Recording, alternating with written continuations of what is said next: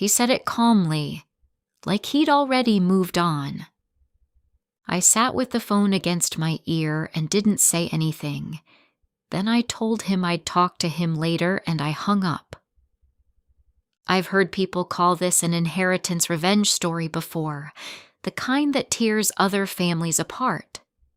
I used to think those happened to other people. I don't think that anymore.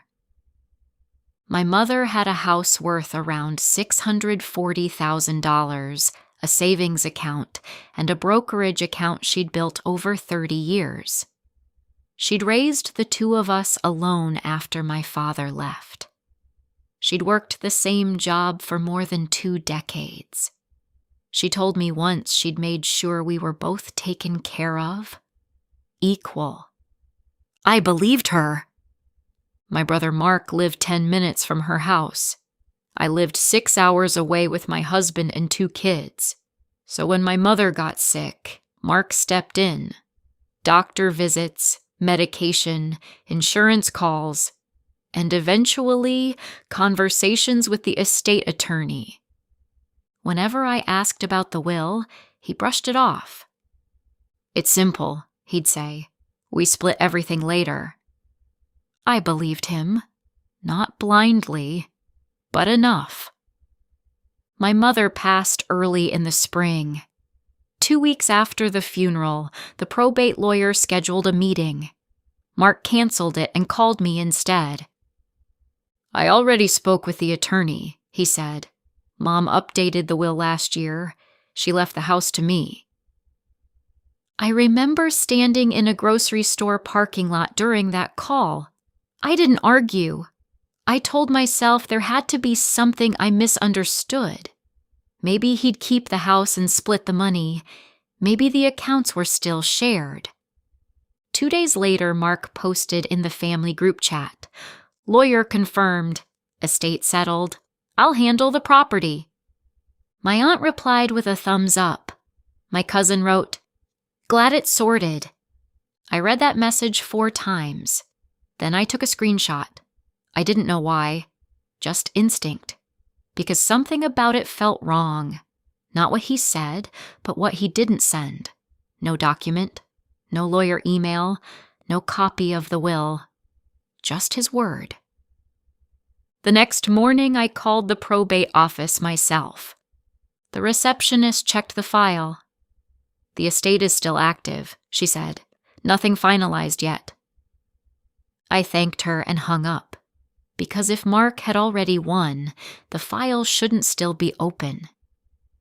That afternoon, I searched the county property records. The house title still listed my mother as owner. No deed transfer, no update. I refreshed the page twice. Same result. Then I remembered something I'd completely forgotten. 3 years earlier, my mother had added me to the estate planning portal her attorney used. Not as a signer, just a notification contact. Whenever documents were accessed or updated, it sent an automated email. I logged in. An alert was waiting. File accessed. Reynolds Family Trust. User, Mark Reynolds. Timestamp, 2:16 p.m. The trust document had been downloaded that afternoon. Not modified, just downloaded. Which meant Mark was still reviewing documents, even while telling everyone the estate was already settled. That night I went back through old emails from my mother. Insurance receipts. Doctor updates. Then one message from 2 years earlier stopped me.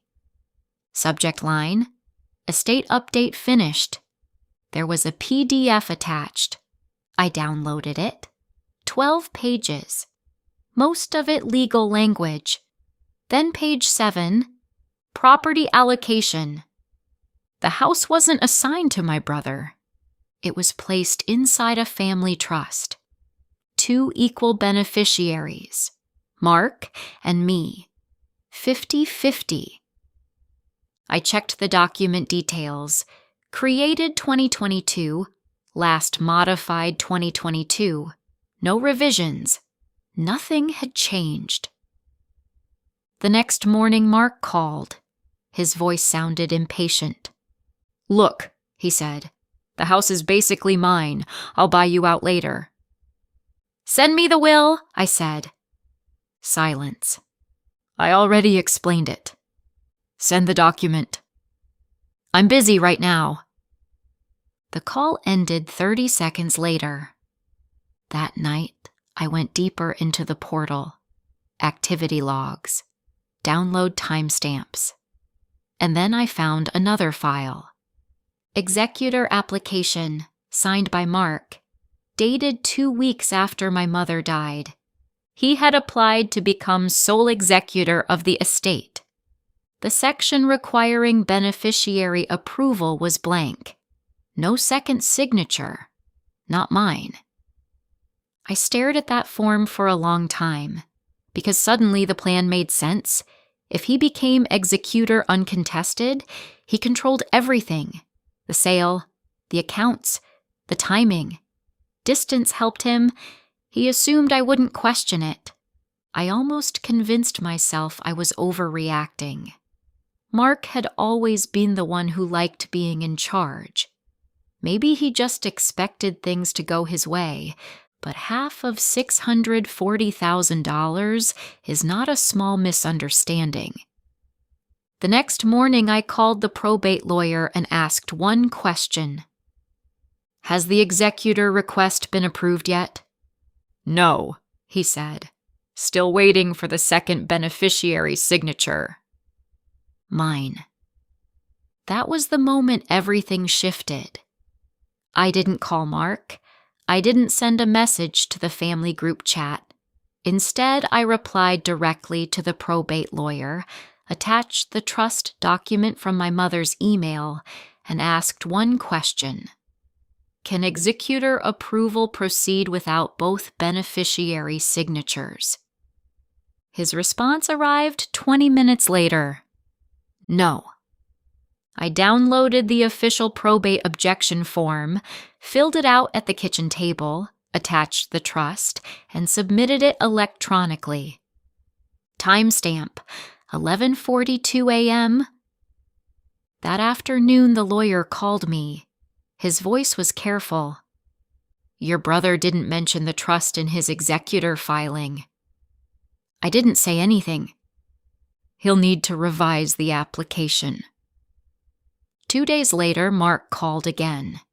His voice sounded tighter. "I didn't realize the trust was still active," he said. I listened. "You told everyone the house was yours," I said. Silence. "We'll figure it out," he finally said.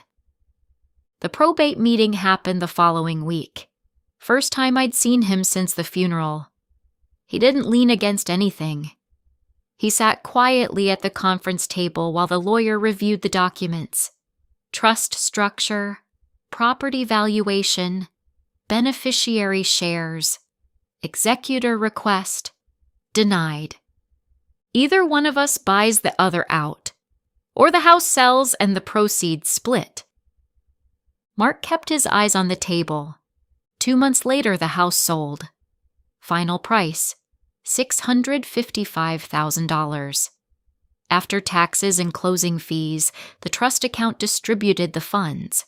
Half transferred to me that same afternoon. I opened the banking notification, then opened it again, just to be sure. Mark never called after that. No apology, no explanation, just silence. Last week I drove past the old house while visiting my aunt. The new owners had painted the siding dark gray. The yard looked smaller than I remembered. I sat in the car for a minute before pulling away. My mother had added me to that portal 3 years before she died. She never explained why. She just made sure my name was on it and moved on to something else. She knew. The trust document never changed.